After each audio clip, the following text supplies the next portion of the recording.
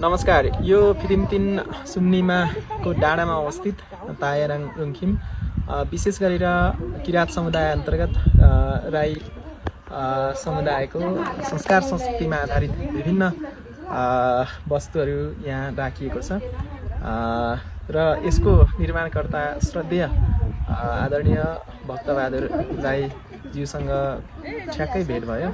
उहाँसँग यो छोटो कुराकानी गरिएको छ। सुरुमा यो अवधारणा कसरी ल्याउनु भएको छ? हजुर नमस्कार, सेवा।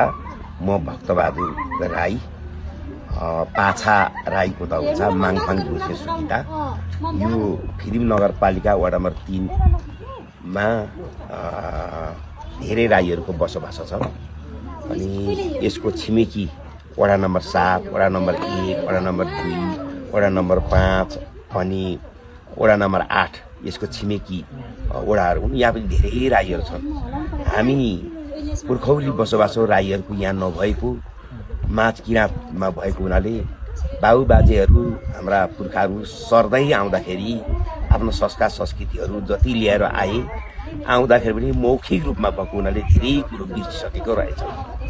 अनि यो बिर्सेको हुनाले अहिलेसम्म जति पनि बचेर रहेको छ, अब आउने हाम्रो भविष्यका चाहिँ सन्ततिहरूले यो लोप हुँदै जाने पर्यो। भाषा लोप भए, संस्कार लोप भए, धर्म लोप भए, ती कारणले गर्दाखेरि सबै सकिने भएको हुनाले हामी यो लाली खर्क अथवा फिरिम नगरपालिका वडा नम्बर 3 मा सुम्निमामा रहने राईहरूले वरिपरि वडाको राईहरूलाई जम्मा गरेर एउटा राईहरूको पहिचान झल्किने एउटा सांस्कृतिक पार्क बनाउनु पर्छ भन्ने उद्देश्यले यो बनाउनु खोजियो। यसमा दुईटा योमा रहेछ, एउटा सांस्कृतिक पार्क, एउटा प्राकृतिक पार्क र सांस्कृतिक पार्क बनाउनु पर्छ भन्ने हाम्रो लक्ष्य रह्यो। यो लक्ष्य अनुसार चाहिँ हामीले यसको हाम्रा आउने सन्ततिहरूले पछिसम्म राईहरूको यो हुँदो रहेछ भनेर देख्न प्रयोग गर्न पाओस् भन्ने एउटा।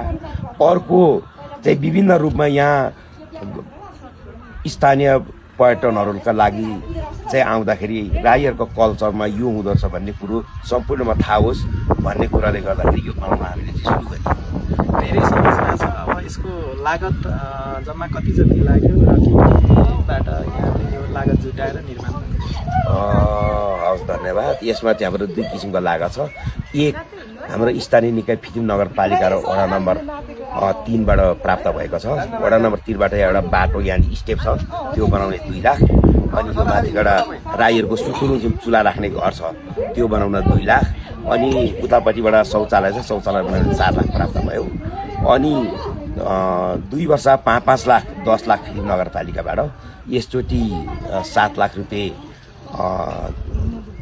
अब यो जनसहभागितामा हामीले 3 लाख, उहाँहरूले 7 लाख गरेर 10 लाखको कार्यक्रम यहाँ भइरहेको छ। अनि यो उहाँहरूले दिनुभएको सरकारी निकायबाट आएको रकम भयो। अब हाम्रा व्यक्तिहरूले यो संरचना जति बनेका छन् यो बनेकोमा उहाँहरूले धेरैले सहयोग गर्नुभएको छ। कसैले 1 लाख सहयोग गर्नुभएको छ, कसैले 1.5 लाख सहयोग गर्नुभएको छ। यिनीहरूबाट चाहिँ यहाँनिर लगभग 16वटा संरचना हाम्रो पुरा भइसकेको छ। त्यसमध्येमा 16वटा संरचना मध्येमा अब सबैभन्दा पारी हाम्रो एउटा रक्सी पारेको ठाउँदेखि छ। त्यो रक्सी पारेको राईहरूको चाहिँ अब मुन्डुममा आधारित हो। यसमा चाहिँ यो चाहिँ हाम्रो श्याम कुमार राई लाली खर्कबाट 1.5 लाख रुपियाँ सहयोग भएको छ यसलाई। त्योभन्दा मास्तिरो एउटा चिन्डो भन्छौँ हामी, यसको नाम चाहिँ हाम्रो राईहरूबाट चाहिँ वाबुक भनिन्छ। यो त्यसलाई पोथी चिन्डो भनिन्छ। यो चाहिँ वैवाहिक सम्बन्धमा प्रयोग गर्ने हो। यसलाई पनि 1,08,000 दिनुभएको छ यो प्रयोग गर्नको लागि। र अन्य सामान बनाउनलाई चाहिँ 20,000, 30,000, 10,000 दिनुभएको छ। त्यहाँदेखि हाम्रो अब यो राईहरूले प्रयोग गर्ने केन ढोल छ। त्यहाँदेखि उतिर यलम्बर साङमा के बाजाहरूको पनि बाजा, यो यलम्बरको पालामा बनेको, यो जसले किराँत भनिन्छ, किराँतहरूको पालामा सबभन्दा पहिले बनेको बाजा हो। यसका चाहिँ विभिन्न प्रकारको धुनहरू निस्किने बाजा यही हो। अहिले प्रयोग गर्नुले त्यो छ। त्यहाँदेखि उतिर अब तपाईँहरूले देखिरहनु भएको छ, यो एउटा कठुवा हो, राईहरूले प्रयोग गर्ने। यसलाई चाहिँ हाम्रो भाषाबाट पौ भन्छ, बिहामा प्रयोग गरिने। त्योभन्दा यता तोङ्वा, यो चाहिँ लिम्बू राई विभिन्न जातिले प्रयोग गरिन्छ। हाम्रो सुतुलुङ चुला पुज्दाखेरि बेसी प्रयोग गरिन्छ। अनि योभन्दा यता आएर चाहिँ यो अदुवा भयो, यो अति राईहरूको चाहिँ विवाहदेखि मृत्यु संस्कार सबैमा प्रयोग गरिने। अनि त्यो कोम्बी छ यो चाहिँ महिलाहरूले प्रयोग गर्ने अनि यो चाहिँ पुरुषहरूले प्रयोग गरिने यो हेताले भन्छौँ अनि तपाईँको यसलाई भन्छ सोलोया यो चाहिँ पूजापाठ गर्दाखेरि प्रयोग गर्ने सामानहरू हो अनि यहाँ माथि हाम्रो चाहिँ माङखिम भन्छौँ यो माङहरू प्रयोग गर्ने सामान छ यो चाहिँ सांस्कृतिक पार अब यहाँ 7वटा बन्दैछ यो 7वटा यसचोटि यसको संरचना बन्दैछ अब आउने मङ्सिरमा चाहिँ 7वटा तयार हुन्छ त्यसमा चाहिँ राईहरूको मुनमुमबाट चाहिँ बन्ने सामानहरू छ एउटा बुन्छक बन्छ एउटा बुलुखुङ भन्छ बुन्छक भने चाहिँ त्यो रिगटे माला त्यो राईहरू रिगटे प्रयोग गरेर लाउने अनि अर्को बुलुखुङ भने चाहिँ राईहरूको छोरी पचनी गर्दाखेरि एउटा काँसेको बोटको लिन्छ त्यो भन्छ अनि मृत्यु सकेर प्रयोग गरिने सुतु पोपुठो भन्छ यसलाई मिताङ पुलुक भन्छ त्यो भन्छ अनि तपाईँको चाहिँ अर्को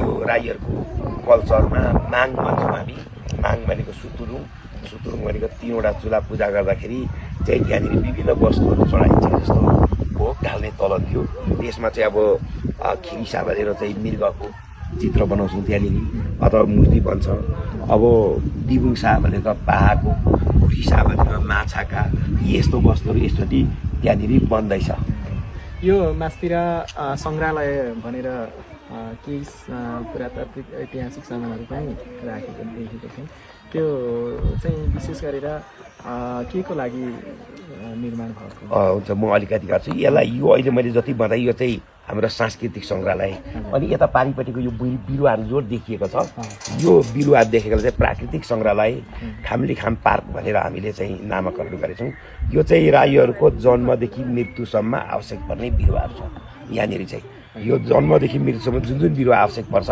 त्यो बिरुवा छ जस्तो मिचिलिबुङ वाइबा जस्तो सेलेवा अब सिकिवा यस्तो जस्तो बिरुवाहरू छन् यहाँनिर यो चाहिँ हाम्रो अनिवार्य चाहिने बिरुवाहरू हो अब हामीले यो चाहिँ हाम्रा राईहरूले प्रयोग गरिने वस्तुहरूलाई चाहिँ एउटा सङ्ग्रहालयको रूपमा पनि राखिनुपर्छ भनेर चाहिँ यो तलको भागमा चाहिँ हामीले यहाँनिर एउटा भवन बनाउन खोजिरहेको छौँ पुरानो राईहरूको भवन अथवा लिम्बूहरूको भवन भन्दा नि अलिक फरक हो भवन बन्दैछ यसको लागि चाहिँ हाम्रो श्रद्धेय हाम्रो धनबहादुर नाति मेरो चाहिँ साइनोले अब 5 थर जिल्लाको त के नेपालकै टप व्यवसायी उहाँले 15 लाख दिनुभएको छ त्यहाँ बनेपछि राख्ने हो यो माथि चाहिँ हामीले केही कुरो चाहिँ देखाउनुपर्छ भनेर चाहिँ त्यहाँ प्रयोग गर्नु खोजेको थियौँ तर अब आउँदो चाहिँ यहाँनिर राईहरूको रूपमा बनाउने यहाँनिर बन्ने भएको छ अब लामो समय तपाईँको शिक्षण पेसा पछि फेरि यो एउटा महत्त्वपूर्ण काममा जुटिराख्नु भएको छ यो यहाँको जुन सोच छ त्यसलाई अझ परिष्कृत हुँदै अझ यसलाई सुदृढ हुँदै अगाडि बढोस् यहाँको यो कार्यप्रति मेरो तर्फबाट धेरै धेरै सम्मान व्यक्त गर्दै धन्यवाद दिन चाहन्छु यहाँलाई यहाँसँग लामो समयपछि भेटको कुराकानी भयो यहाँप्रति आभारी पनि छु हवस् धन्यवाद तपाईँहरू आइदिनु भयो यहाँ छोटो अन्तर्वार्ता लिनुभएकोमा यो वृहत हुनसक्छ तपाईँहरू यहाँ आएर चाहिँ धेरैजना पत्रकारहरूले चाहिँ यहाँनिर चाहिँ सामाजिक सञ्जालमा हालेर यो चाहिँ धेरै माथि पुग्नु बाटो बनेको छ र हाम्रा सम्पूर्ण व्यक्तिहरू वरिपरिका हाम्रा दाजुभाइहरू होइन हाम्रा जात या अन्य जातिहरू पनि आएर राईहरूको यस्तो हुँदो रहेछ भनेर हेरिदियोस् भन्ने कुरा चाहिँ